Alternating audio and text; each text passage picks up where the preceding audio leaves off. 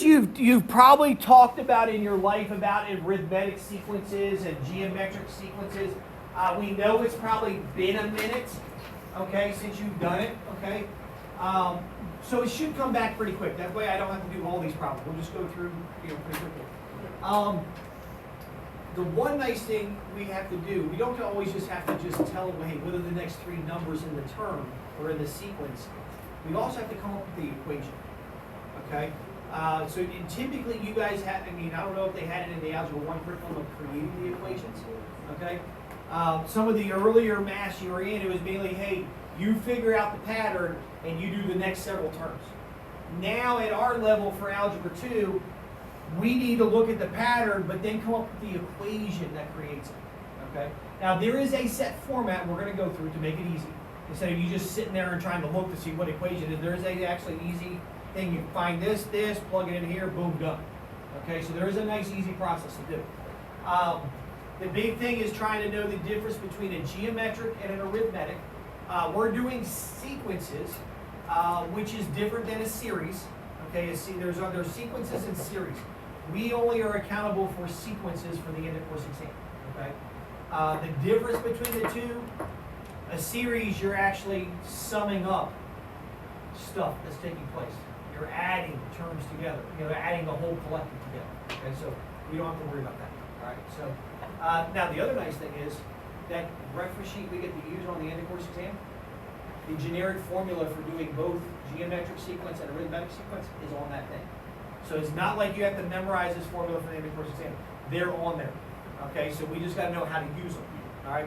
That formula page has more, and has always had more Algebra 2 related material on it than any other course on there. Now they updated it like last year, and so, but prior to that it was like primarily all Algebra 2. Now it's got geometry and other stuff on there, so it's more helpful. But here we go. An arithmetic sequence is a sequence which the difference between any two terms is constant. So it's a sequence. Let me get a pen that's going to write. Here we go. It's a sequence in which the difference, key word there, trying to put some emphasis, difference between, the T and W gets switched on that one, between two terms is constant, meaning the same. It's the same amount every time. Now, bless you. The common difference, so what is the difference between the two terms? We're going to let that common difference, what is term, basically term 2 minus term 1, because they were doing backwards, is equal to what we call the letter D. We're going to let the letter D stand for the difference between the two things.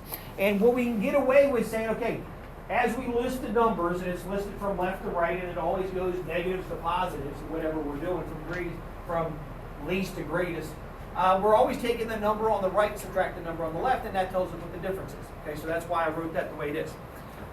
So that's how we tell. Are we adding the same number every time? Are we subtracting the same number time? That's more or less what you're doing.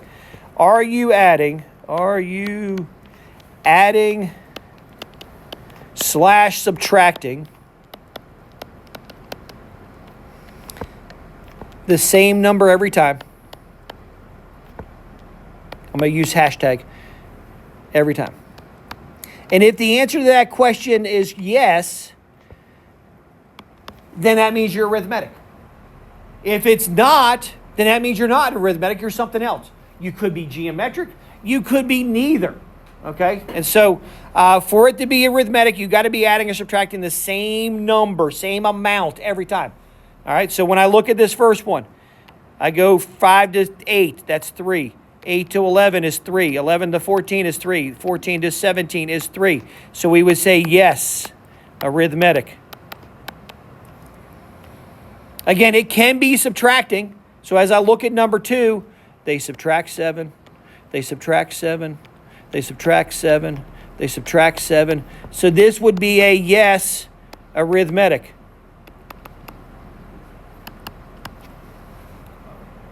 Now, as we look at number 3,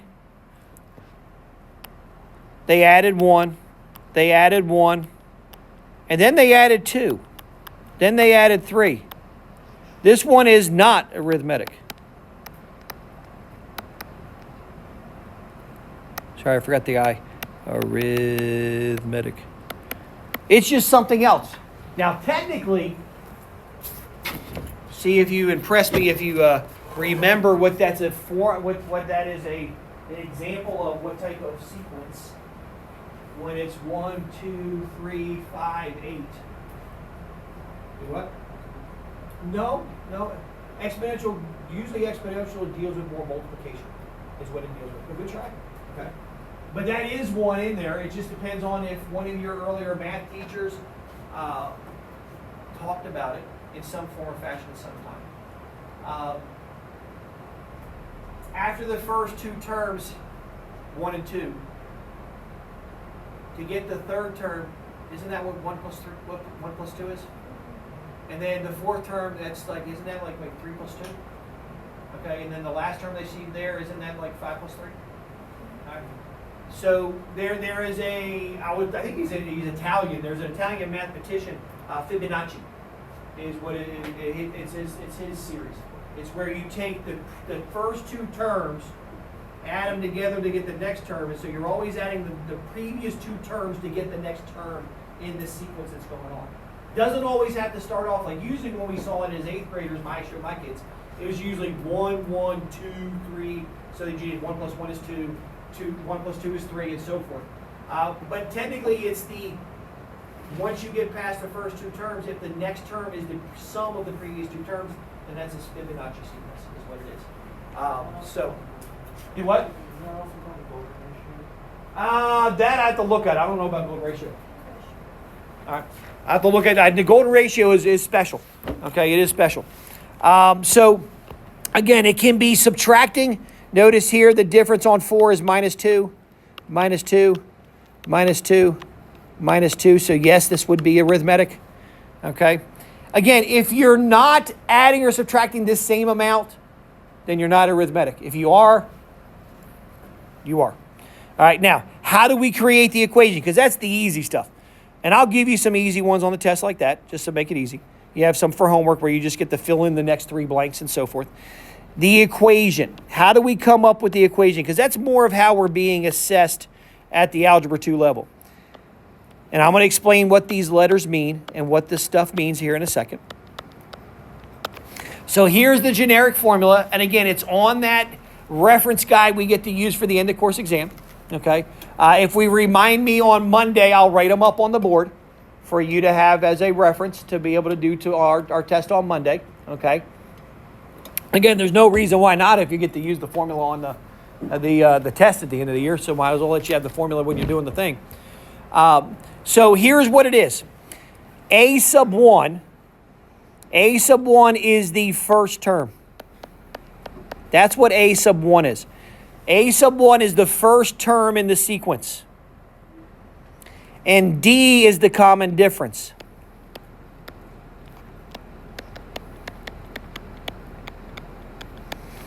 Because ideally, as we look at this next section, what they want us to do is they want us to be able to find, they say, hey, here's a sequence. -5, -1, 3, 7, blah, blah, blah, blah, blah. They didn't ask for the next 3 terms. They said, hey, what's the 24th term in the sequence? Now, we probably already saw how it's changing. What are they adding each time? They're adding 4. It's easy to see from the 3 and the 7. 3 goes to 7 means I add 4. That's the easy one. Sometimes the negative ones, it's kind of harder to see. But again, if you always do the right minus the left, -1 minus a -5 is technically positive 4. Okay. I really don't want to have to. They got 4 terms listed. I really don't want to have to do the next 20 terms listed. That's just a waste of my time. But if we can come up with an equation and we can plug in 24, which is a subscript, that's my n. So if I can plug in 24 for n, then I can simplify that and tell you what that number is. Okay. And so that's what we're doing. We're creating this equation so we can find some term way down the road instead of having to just keep writing and adding the same number every time to get to that term. So what we do, we identify what is the a sub 1. It's negative 5. The first term, that's the first thing you want to do, identify the first term. Then we need to find the common difference. All right, my common difference, again, it doesn't matter which two, you got to make sure you pick two that are right next to each other. So if you want to go 7 minus 3, fantastic. That's 4. You would have gotten the same answer no matter, as long as they were next to each other. We did like, hey, negative 1 minus a minus 5 is still positive 4. Doesn't matter which two. As long as they're successive, they're in or they're next to each other. So now, what's my equation? A sub n is equal to my common difference, 4, times n minus 1. And then I have to add my first term to that. My first term is negative 5. And again, sometimes that's the formula we see as an answer. If it's not, they want me to simplify. So when I simplify, I distribute the 4 and combine like terms. The a sub n always stays at a sub n. And then I say, all right, 4n minus 4 minus 5. And then I'll clean it up one more time. A sub n is equal to 4n minus 9. There is my equation to help me find any term in the sequence for that pattern that's listed. So when I want to find, they said, okay, let n, they want me to find a sub 24. So that means that n is equal to 24.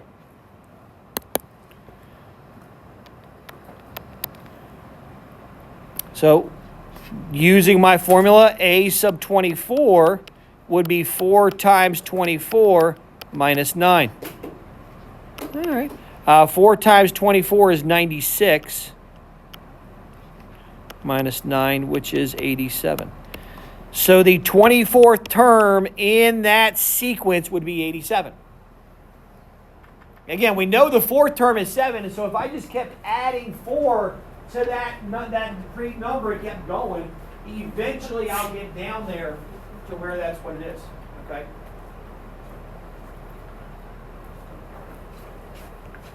Again, if you feel good with one example, go ahead and do the next one. All right? So the next one, my first term, my a sub 1, is 20. We identify what the first term is, because that's in part of the formula we're using. We got to find my common difference. It's always the right number minus the left number, so in this case it would be 11 minus 20. I'm going to pick the first two. Because again, we notice it's subtracting. It's getting smaller. It's going from positive to negative. So that means I need to do, when I set up my subtraction, it's got to be smaller minus a bigger to give me that thing. That works out to be a negative 9, correct? Okay. So now I'm ready for my formula. I'm ready to substitute generically in there. A sub n is equal to my common difference, negative 9. That's my d. Parenthesis, n minus 1. Close it. Now, what's my first term? Plus 20. Again, sometimes we get to stop with that being our answer. Okay, sometimes. Other times, if that's not listed, we got to simplify. So that means we just distribute and combine like terms. So a sub n is equal to negative 9n plus 9 plus 20. And then one last step of cleaning it up, combining the 9 and the 20 to get plus 29. Now I have a nice, concise answer for a formula that now I can do what they asked me. They asked me to find a sub 15. What is a sub 15? So that means the n is 15. So what is negative 9 times 15 plus 29? That is negative 135 plus 29, which is a negative 106 if I did my math right.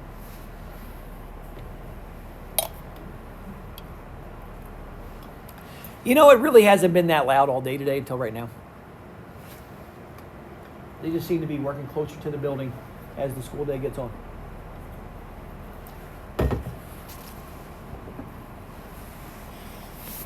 So Let's skip 9. Let's do 10. You know why I'm doing 10? Because it's decimals. Because sometimes when we see things with fractions, we see things with decimals, we have a tendency to shut down. We don't want to do it. So that's why I want to make sure I give you an example of one with decimals. We'll have some fraction ones on the next stuff too.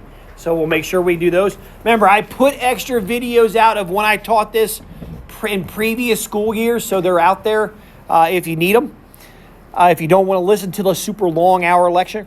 So here my a sub 1 is equal to 8. My common difference is 9.5 minus 8. I'm just going to pick the first two, which is 1.5. So that's my D. Now I'm ready to set up my formula. A sub n. Start off with the D, 1.5. Parenthesis.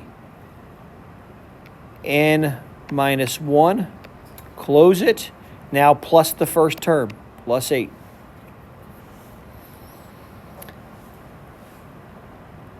And then now distribute the 1.5. I believe before we leave, I'll confirm this, but I believe on the homework on big ideas, they want you to distribute it all through. But I'll take a peek. Before we leave today, when we get done, I'll double check to see how they want these things kind of typed in. 1.5 n minus 1.5 plus 8. So a sub n is equal to 1.5 n minus plus 6.5. Negative 1.5 plus 8 would be positive 6.5. Now I got to figure out the 48th term. Ooh, that's why I like this formula. I don't want to have to do that by hand. So a sub 48 would be 1.5 times 48 plus 8. All right, so that would be what, 72 plus 8, which would be 80.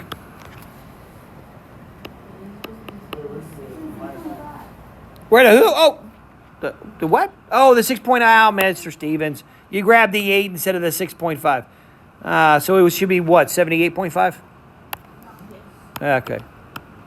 Goofy mistake there. Holy smokes. All right, so 72. I was worried about multiplying those two things in my head. And I forgot I grabbed the wrong number. I was trying to show off. All right, so we got 78.5. There we go. All right.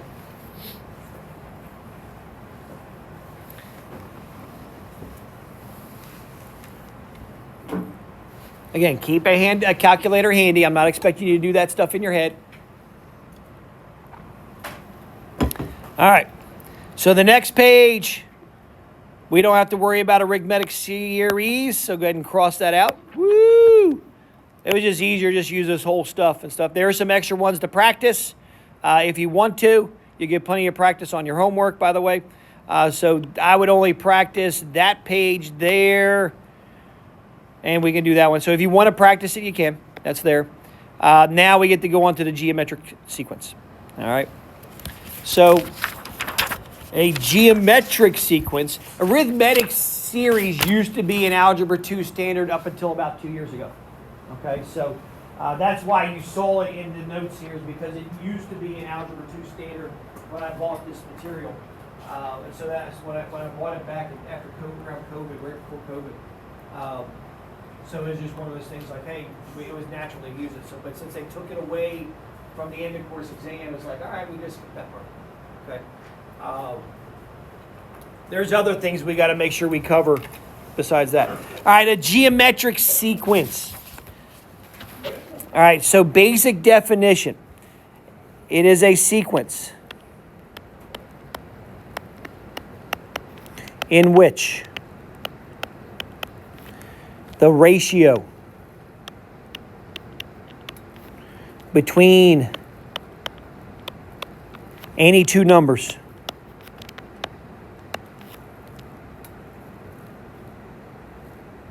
any two terms, numbers, is constant.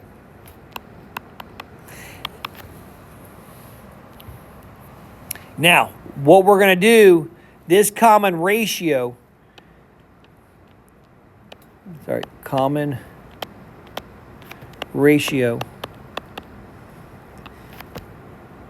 we're going to let the letter R is what it's going to stand for.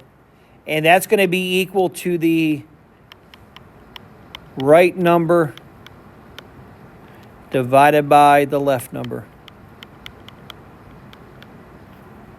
Hold on a second. Yeah, that's what I want. Just making sure. All right. Now, here's the thing.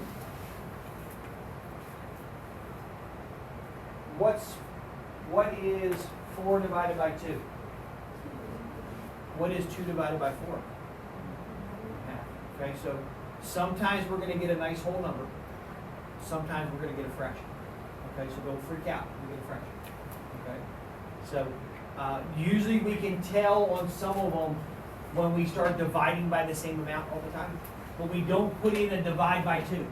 We actually say it's a multiplying by the 1/2 is what the fraction is. Okay, so don't freak, but it's always the right number divided by the left number. Okay, so now we get the practice. What is 12 divided by 6? 2. What is 24 divided by 12? 2. What is 48 divided by 24? 2. Since those are all the same ratio, we get to say yes, geometric. Okay? As soon as one of them is not the same after the division, then it's not. Okay? Now, notice how my sequence is getting smaller. So we may not see it until we get to the 90 and the 30, but 90 divided by 3 is 30. Okay? So, again, we can do this. How many of you like to use the calculator instead of doing mental math? It's okay to admit it. It's okay. All right, so with that in mind, if you like using the calculator for this part, you have a calculator at your desk.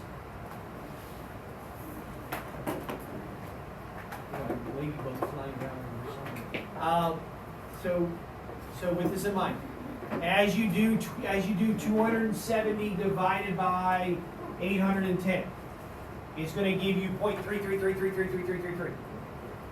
Press math, enter, and it gives you a fraction. Okay? All right, just because again, we need the fraction, not the decimal. We need it as a fraction. So, again, 270 divided by 80, get an answer. Math, enter, gives you the fraction of 1/3. Then we say, all right, what is 90 divided by 270? That's 1/3. And then we go 30 divided by 90, which is 1/3. I don't know why that's having trouble there. I got to go more vertical. Okay, so sorry. I got to go more vertical with my pen. So since those are the same ratio, 1/3, 1/3, 1/3, then we get to say that, yes, geometric.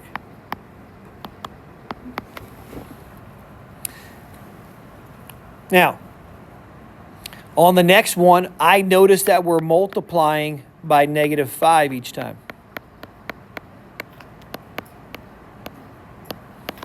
Now, you could say, what's 10 divided by -2? That's -5.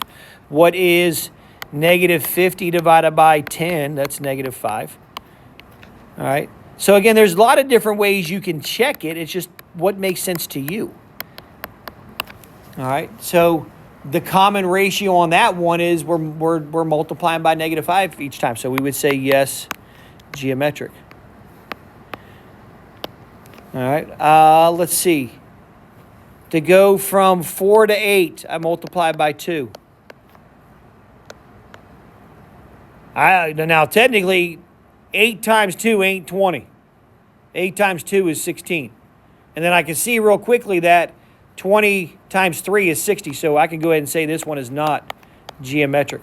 It's something else. Because I went times 2. This is actually times, what is it, 2.5? 2.5, and then that one's 3. So it went 2, 2.5, and then 3 is what it did, that one changing. So that would be not geometric. Didn't matter that we kept multiplying. We didn't do the same number. So the next one here, again, we change signs. That's fine. But if I do -1 divided by 4, that's negative 1/4. And then if I do 1/4 divided by 1, that gives, or negative 1, sorry, it's a negative 1. That's a negative 1/4. And then if I do negative 1/16, oops, that's a 16. 16th divided by 1/4, I get negative 1/4. So that one is a yes.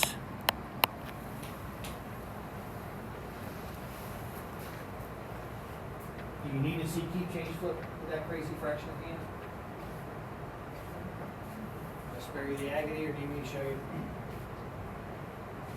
Now you can do fraction over fraction in the calculator. You can go alpha y equals enters gives you a box over a box. And then in this first box here, you go alpha y equals, and then it'll give you a box over a box. So you can go in there and say negative 1 over 16, and then get down here, when you get to this box, go alpha y equals to give you a box over a box. And then you can type 1/4. But you can do that on the calculator. Let me show you. I'll walk you through with the calculator. So if I get a calculator, that's the beauty about these crazy calculators.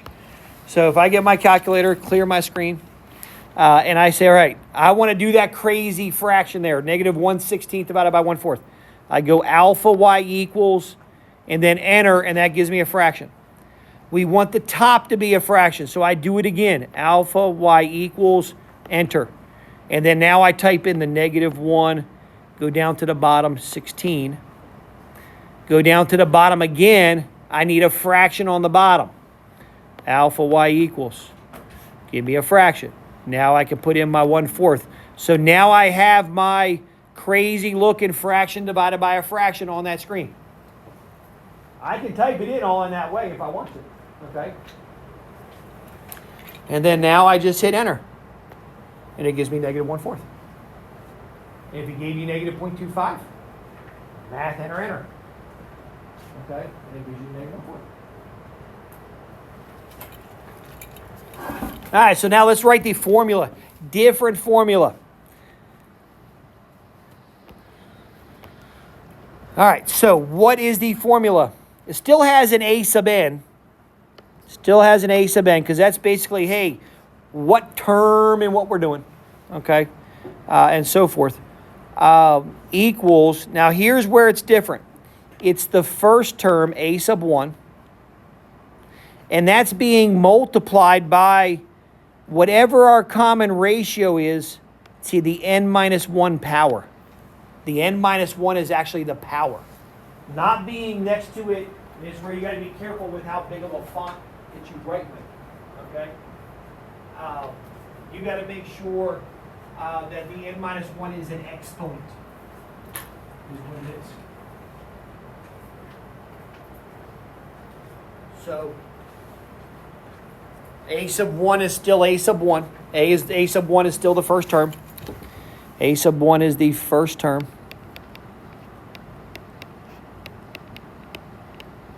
And R is the common ratio.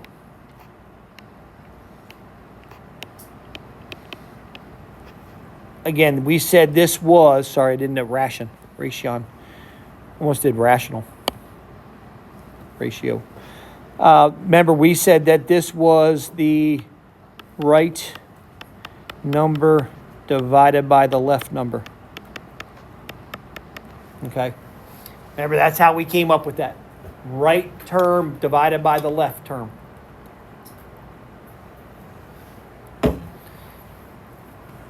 So now they asked us to write the rule. And then instead of giving us like varying, they did say, hey, we're going to do it. We want you to tell us what the sixth term is. What is the sixth term in the sequence? So instead of switching it up each one, they just wanted you to do that. So let's figure out, okay, what's my first term? A sub 1 is 1. Now, what is my R?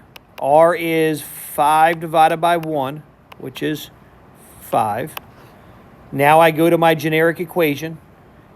A sub n equals, I put my first term in, which is a 1. I'm just going to write it, even though we usually don't.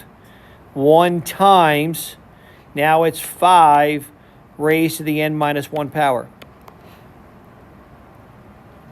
Now, we will typically see that without the 1. it'll really be a sub n is equal to 5 to the n minus 1 power. That's how we'll usually see it as a multiple choice answer. Now, there is very little simplifying with the geometric. All right, very little simplifying. So now, what is a sub 6? A sub 6 would be 5 to the 6 minus 1 power, which is 5 to the 5th power, which is 3,125.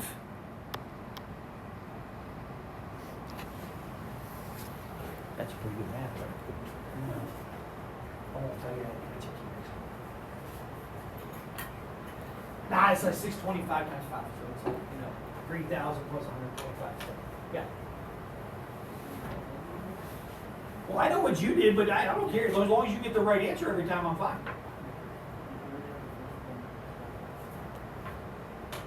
Oh, yeah, but again, you didn't, you can, yeah, they asked for the 6 terms, so it wouldn't be easy to multiply by 5 each time.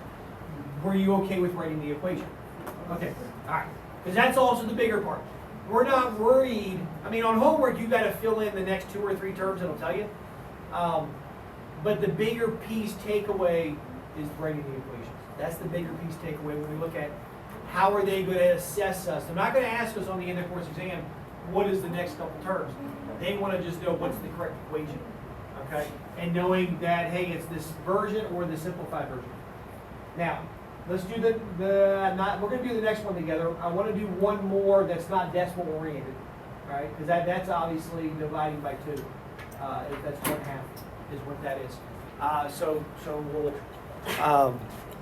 I want to do one that's normal. Bless you squared.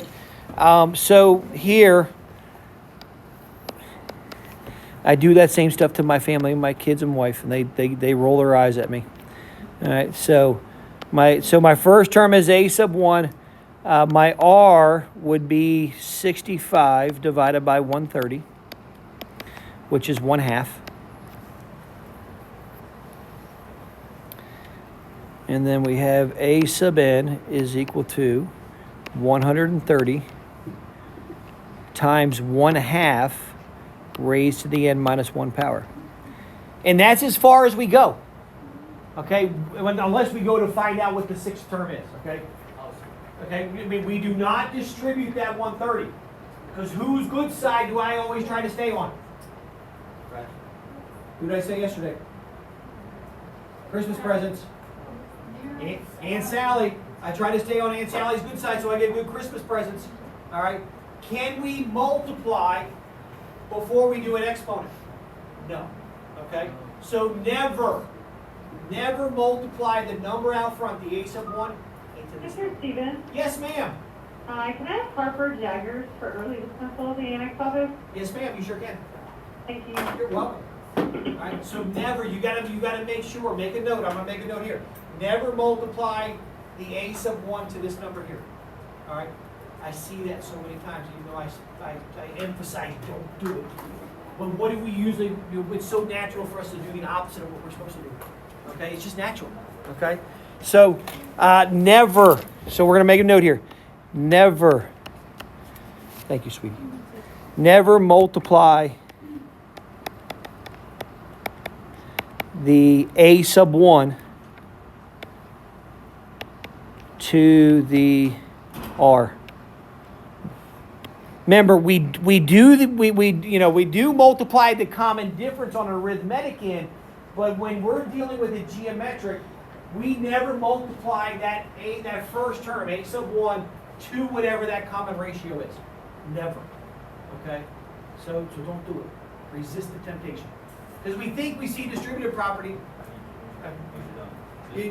When you see distributive property, you're like, oh, I need to do it. But the exponent's hanging us up. Yeah, that's it. We're done. That should be done in it. All right. So now what I want to let's go to number 12. Let's go to number 12. Number 12. We see the first term. The first term, a sub 1 is 8. What is my common ratio? 24 divided by 8, it's equal to 3. So my new function, a sub n is equal to 8 times 3 to the n minus 1 power. All right, now, we've just practiced that a couple times. I'm sorry I went through it real fast. I apologize. I didn't go through that super fast. Sometimes that answer is not listed as an answer choice. Okay, and I want to show you what they did. Okay, I want to show you why. Okay, and it goes back to what we started 2 weeks ago with our first unit, our first section in chapter 4, where the notes lead off with the exponent laws. I referenced it again yesterday when we were doing the mixed number stuff and doing the three, when we multiplied the x to the third times the x to the whatever, we added the two exponents together. It goes back to that. So here, and again, it's not a matter, because this happens on the end of course exam, but we also use this in a lot of other math classes with doing things. So technically, if I just focus on the 3 to the n minus 1 power, I more or less, I could split this up so that the 8's up front times 3 to the n times 3 to the n minus 1. Okay? Now, why am I allowed to do that? Well, when we're multiplying like bases, what do we do to their exponents? Add them. Okay? Technically, if 3 to the n times 3 to the n minus 1 is 3 to the n plus a negative 1, which is n minus 1. Now, when you have a negative exponent, how does that part get rewritten with the exponent laws? Goes to the bottom, doesn't it? Goes to the bottom of a fraction. So that tells me this actually becomes 8 times 3 to the n times 1/3, basically. And then now they can simplify that to say 8/3 times 3 to the n. And they're expecting us to remember, if we don't see that first version of the answer, they're expecting us to use exponent laws to cosmetically change it properly in mathematics.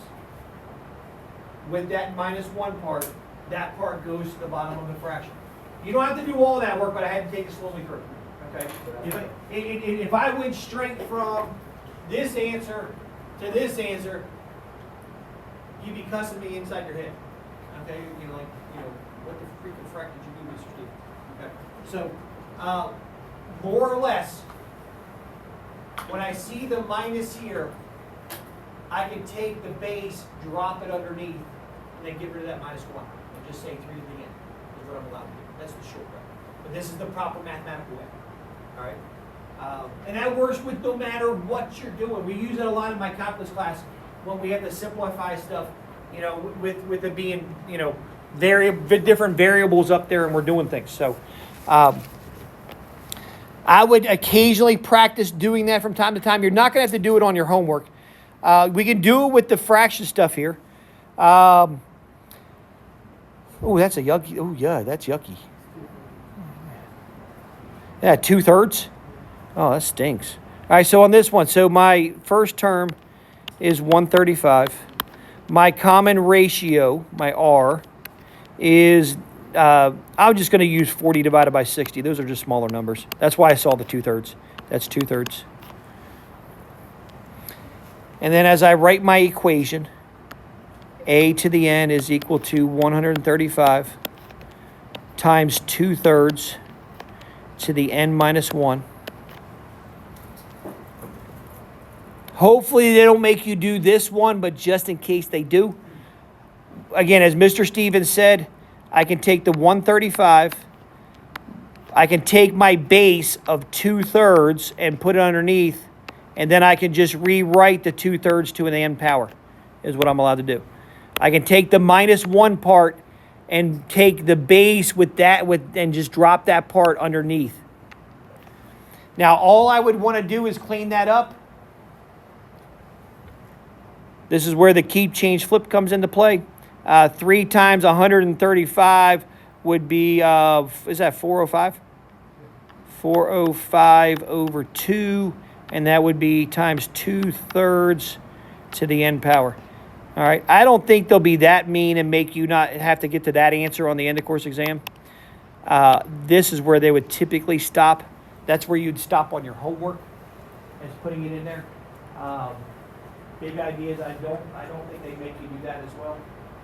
But we do need to know, in cases like the previous one, that's a little bit easier stuff to work with, that if that version with the n minus 1's not there, and all I have is choices of n's as an exponent, then that means that they took the base and dropped it out underneath front as a denominator, is what they did. Okay. Who? If you can do it, but yeah, I stopped. But yeah, if the fraction reduces, that's what Kate was asking. If the fraction reduces, do I reduce? Yes, you can reduce. Always reduce fractions. This one didn't, so I skipped the way it is. Okay. Would it, again, would it be wrong to say it's what 202.5 times that fraction? No. But I am going to stop, and I'm